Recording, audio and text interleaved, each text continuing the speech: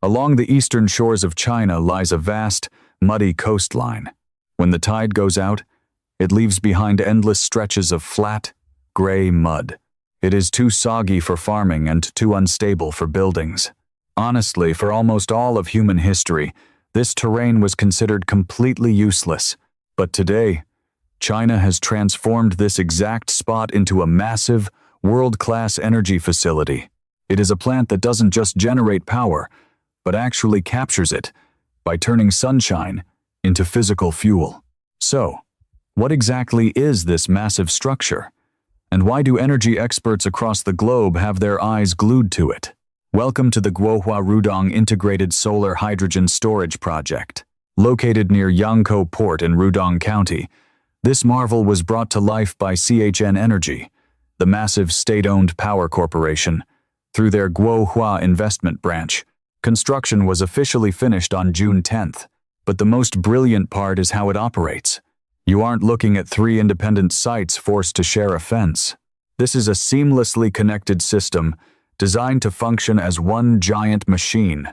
The first component is basically the heavy lifter, a massive solar farm.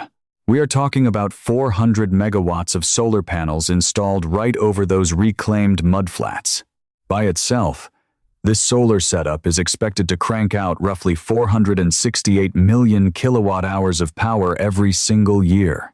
To put that into perspective, that is enough to keep the lights on for about 200,000 homes year-round, all while keeping over 300,000 tons of carbon dioxide out of our atmosphere annually. Component number 2 is the battery system, a 60 megawatt, 120 megawatt-hour storage station. Its sole purpose is to act as a buffer. It absorbs the surplus energy when the sun is beaming down and feeds it back when power levels drop, smoothing out the rough edges of supply. Finally, we have the third piece, which is definitely the most fascinating part: the green hydrogen plant. This facility can churn out 1,500 cubic meters of hydrogen every single hour, which equals roughly 482 tons of incredibly pure green hydrogen annually. When we say green hydrogen, it means the fuel is made by using clean electricity to split water into hydrogen and oxygen. Absolutely no fossil fuels are burned to make this happen, and the only waste product generated is pure oxygen. Now, here is where the engineering gets really clever. In a typical setup, a solar farm sends its electricity right into the public power grid, and anyone who needs it has to draw it back out. But in Rudong, they completely skipped that extra step. They installed a dedicated underwater cable that runs straight from the offshore solar panels right to the onshore hydrogen facility. When the sun is shining at its brightest, all that extra power goes directly into the water-splitting machines without ever touching the public grid. Why is this such a big deal? It basically gets rid of energy lost during long-distance transmission, bypasses grid traffic jams, and keeps clean energy from being thrown away when the grid is completely packed. To give you an idea of the sheer scale, when the solar farm is working at its absolute peak, the hydrogen plant only requires about 1/40th of that hourly power to run at maximum capacity. Every bit of the remaining electricity goes straight into powering the nation's grid. So, how exactly does hydrogen act as a battery, and how do we get that power back when we need it? Think of it as a simple, two-step loop. The first step is capturing the energy. Extra electricity from the solar panels is pushed through a machine called an electrolyzer to divide water into hydrogen and oxygen. That electrical power is now safely locked up as chemical energy inside the hydrogen gas. Next, it is compressed and moved into storage tanks, where it can sit for weeks, months, or even years without losing even a fraction of its power. When it is time to release that stored energy, you pass the hydrogen through a fuel cell. This reverses the entire process by combining the hydrogen back with oxygen to generate electricity again, leaving behind nothing but harmless water vapor. This brings up an obvious question. Why even bother with hydrogen if the facility already has a massive battery system? The answer is that they handle completely different tasks. A standard lithium-ion battery is incredibly fast and highly efficient, giving back about 85% to 95% of the energy you put into it. But it is only designed for short, quick bursts of 4 to 8 hours, and it slowly loses a bit of its charge every single month just sitting there. On the flip side, changing electricity into hydrogen and back into power is much less efficient, often losing around 60% of the original energy along the way. However, hydrogen almost never leaks its energy and can hold onto it for months at a time. Plus, making the storage bigger is incredibly cheap. You just build larger tanks. Ultimately, the battery handles the daily ups and downs of the sun, while hydrogen acts as the long-term backup reservoir and a physical fuel that you can ship anywhere in the world, something no battery could ever do. So, why combine all three components? It comes down to one major flaw with solar power. It is completely unpredictable. Clouds pass over, night falls, and the power output drops drastically. A power grid that relies too much on this kind of unstable energy becomes highly vulnerable. Lin Boqiang, who heads the China Center for Energy Economics Research at Xiamen University, explains it perfectly. He notes that combining hydrogen and battery storage directly addresses this solar volatility. While batteries manage the quick daily shifts, hydrogen stores energy for the long haul. He points to this project as a massive leap toward what China calls multi-energy complementarity. It is the concept that tomorrow's energy grid isn't just about putting up more solar panels, but getting different kinds of clean energy to work together much more reliably.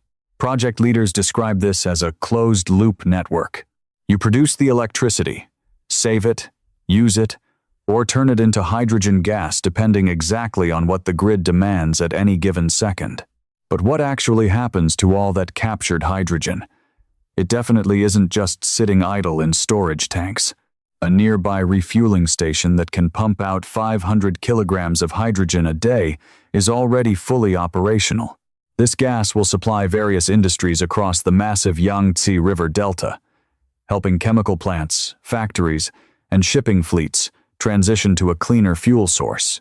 What is truly vital here is that the final stage takes place off-site. Instead of burning this hydrogen to send electricity back into the main grid, they are physically moving it out. The final product here isn't just invisible current flowing through power lines. It is a physical, clean fuel that can be stored, loaded onto transport trucks, and used to run heavy machinery or semi-trucks miles away. On top of that, there is an eco-friendly bonus.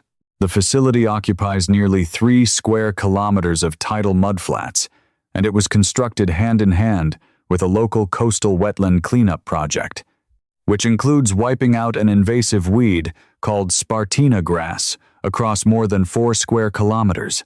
And Rudong is not just an isolated experiment. It is a key piece of China's third massive wave of wind and solar installations, and the nation is ramping up its green hydrogen efforts at breakneck speed.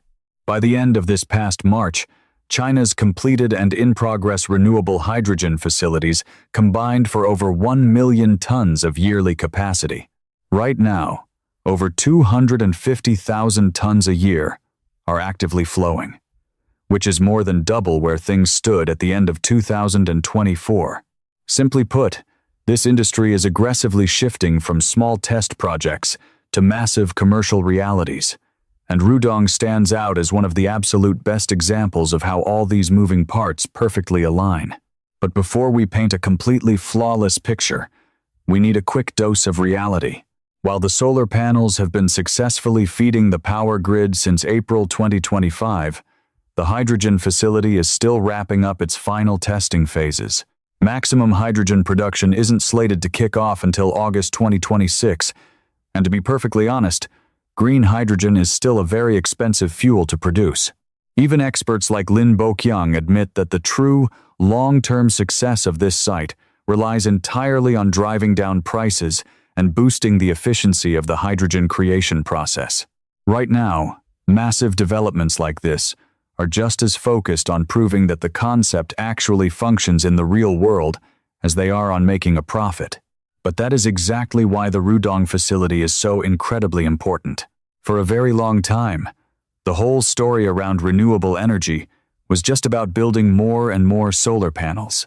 This represents an entirely new chapter. Solar power, battery storage, and hydrogen production, carefully engineered to operate as a single, unified machine. And it was all built on a muddy stretch of land that nobody else wanted, actively pumping clean fuel directly into heavy industry. If they can pull this off on a massive scale and make the economics work, this once useless shoreline just might give us our very first look at what a truly clean energy grid actually looks like.